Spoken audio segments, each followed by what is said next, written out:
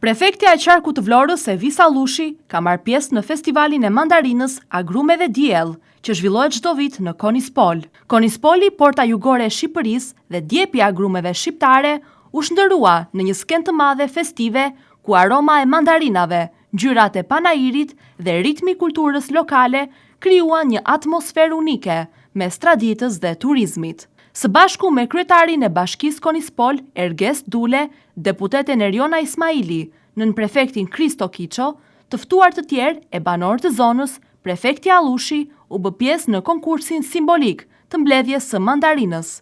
Ndoqi koncertin me grupet artistike të zonës dhe u njoh me kulinarinë e Konispolit. Prefektja u tha banorëve të Konispolit se ata janë kthyer në një model, në një shembull në të gjithë vendin dhe duhet të meritojnë vëmendjen e institucioneve të qeverisë. Allushi theksoi se përmbytjet sollën problematika edhe për plantacionet e mandarinave në këtë bashki.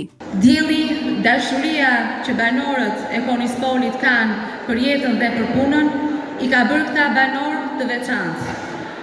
Banorët e Konispolit kanë karakteristika të veçanta.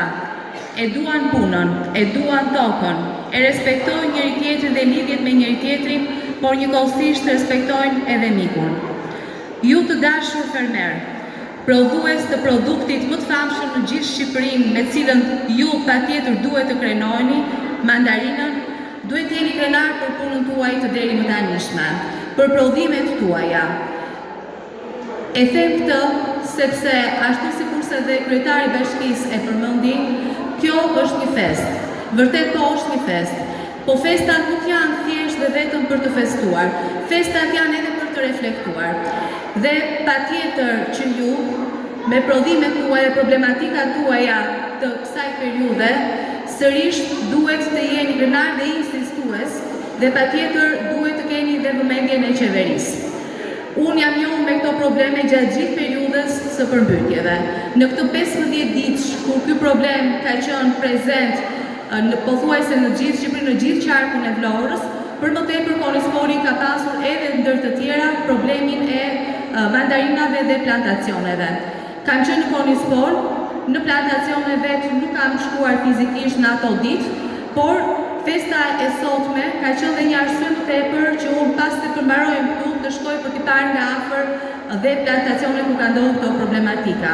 Prefektja Evisa Lushi, duke ju referuar takimeve që ka zhvilluar me Ministrin e Mbrojtjes dhe Ministrin e Brendshëm, tha se evidentoi edhe këtë çështje. Në takimet që kemi patur me Ministrin Përkace dhe jo më larg se para 3 ditësh me Ministrin e Mbrojtjes dhe Ministrin e Punëve të Brendshme, krahas një paraqitje dhe një përmbledhje të përgjithshme të dëmeve që përmbytjet shkaktuan në gjithë qarkun e Vlorës dhe konkretisht vetëm për Konispolin, ndër të tjera kam evidentuar me shumë insistim dhe kam bërë më të gjendshëm dhe më problematik pikërisht këtë çështje. Dhe kam kërkuar që të keni një vjushmëri dhe të hartojmë dhe përpilojmë në mënyrën e duhur se si ta zgjidhim këtë problem për të gjithë ju, sepse nuk është vetëm i juaj, është problemi të gjithëve, për sa kohë Konispoli është numër 1 në Shqipëri për prodhimin e mandarinave.